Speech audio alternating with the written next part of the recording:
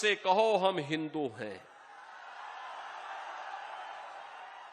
एक तरफ स्वामी विवेकानंद घोषणा करते हैं और दूसरी तरफ टीएमसी राम भक्तों पर अत्याचार करती है, दुर्गा पूजा रुकवाती है। यहां का कलाकार, यहां का कुमार जो दुर्गा मूर्ति को बेहतरीन स्वरूप दे करके जीवंतता का प्रतीक बनाता है, दुर्गा पूजा की पर प्रतिबंध करके मूर्ति विसर्जन को रोकने का काम करती है। बंगाल की धरा तो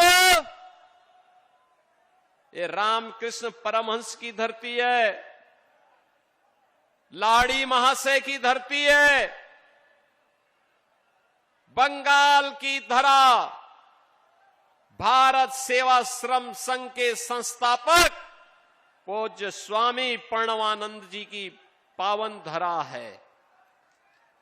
बंगाल की धरा नेताजी सुभाष चंद्र बोस की धरा है और बंगाल की धरा खुदीराम बोस की धरा है, जिन्होंने हंसते हंसते फांसी के फंदे को चूम लिया था।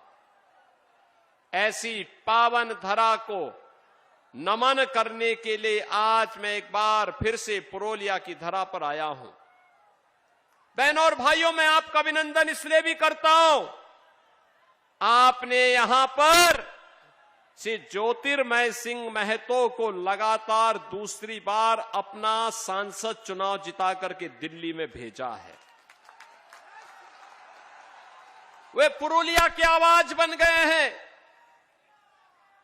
उन्होंने पुरुलिया के विकास की आवाज को दिल्ली तक पहुंचाया है और दिल्ली से हाईवे, रेलवे और विकास के बड़े बड़े प्रोजेक्ट पुरुलिया की धरती के लिए उन्होंने स्वीकृत कराए हैं।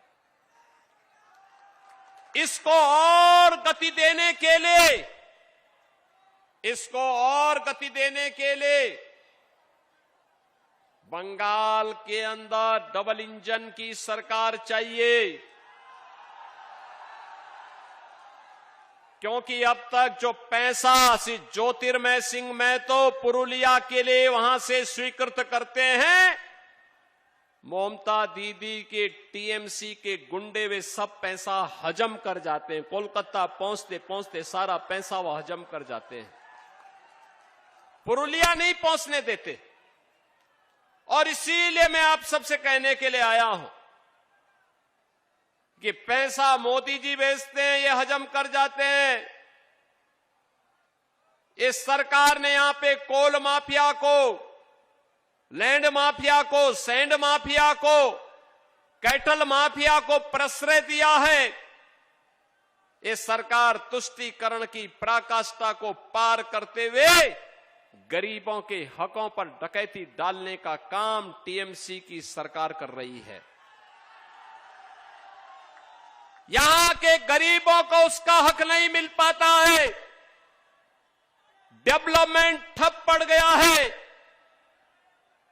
नौजवान बेरोजगार है, उद्योग धंधे चौपट हो रहे हैं। इस धरा ने जब अंगड़ाई ली है, वंदे मातरम भारत का अमर गीत बन गया और देखते ही देखते भारत की स्वाधीनता हम सबकी स्वाधीनता बन गई।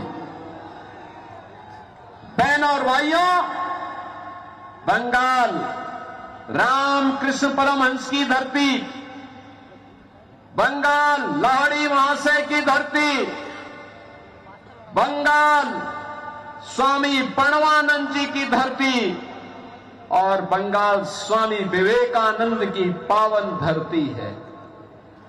स्वामी विवेकानंद ने कहा था, गर्व से कहो हम हिंदू हैं। ये बंगाल की तो धरती ने हमें गौरव की अनुभूति करवाया।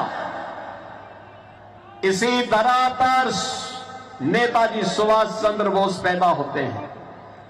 नेताजी सुभाष चंद्र बोस ने भारत के युवाओं को कहा था कि तुम मुझे खून दो, मैं तुम्हें आजादी दूंगा।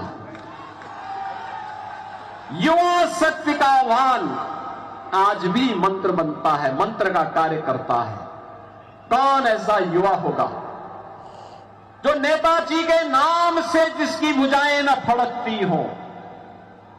बहन और भाइयों, जब टीएमसी सरकार की अराजकता चरम पर है, उनके गुंडों के द्वारा पैसा, यहां के विकास का पैसा हजम कर दिया जा रहा है, जब तुष्टीकरण की पराकाष्ठा हो, नेताजी सुभाष चंद्र बोस का स्मरण स्वाभाविक हो उठता है।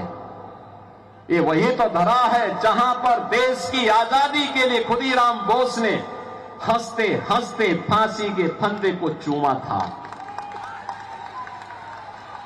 बहन और भाइयों, गुरुदेव रविंद्रनाथ ठाकुर की पावन धरा है, भारत की आजादी के लिए अमर गीत देने वाले बंकिम चंद्र चट्टोपाध्याय की पावन धरा है।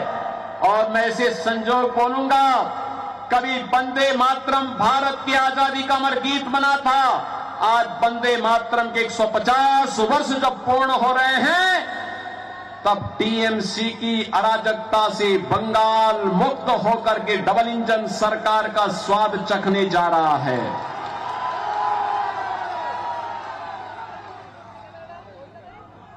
बहन और भाइयों, विपिन चंद्र पाल की धरा है, जगदीश चंद्र बसु की धरा है, चितरंजन दास की धरा है,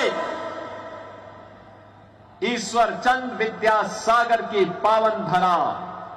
और इस पावन धरा को नमन करने का सौभाग्य कौन चूकेगा। और इसीलिए तो मैं भी आया हूं आज बरबेटा में आप सबसे आह्वान करने के लिए।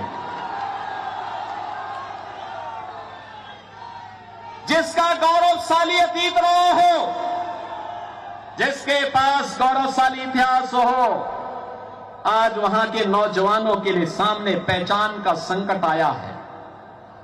जो बंगाल भारत की आर्थिक उन्नति का आधार था, भारत की जीडीपी में 1/3 योगदान कभी बंगाल का हुआ करता था। जो बंगाल लीडर की भूमिका में था, आज लूजर की भूमिका में होकर के टीएमसी, कांग्रेस और कम्युनिस्टों के लूट तंत्र का शिकार होकर के कंगाल हो गया है। उसी बंगाल को उसके अतीत का स्मरण कराने के लिए आज बहनों और भाइयों मैं आपके बीच आया हूं। आप देखते होंगे बंगाल में ममता दीदी को परेशानी होती है जब कोई जय श्री राम बोलता है, तो राम के नाम पर ममता दीदी ने बैन कर दिया है। दुर्गा पूजा प्रतिबंध, मूर्ति विसर्जन नहीं हो सकता, दुर्गा मूर्ति का विसर्जन नहीं हो सकता, शोभा यात्रा नहीं निकल सकती। यानी बंगाल में वो दुर्गा पूजा को प्रतिबंधित करती है, राम नाम लेने पर वह प्रतिबंध लगाती है, लेकिन सड़कों पर इफ्तार पार्टी करवाती है। यही तो अराजकता यूपी में भी थी 2017 के पहले।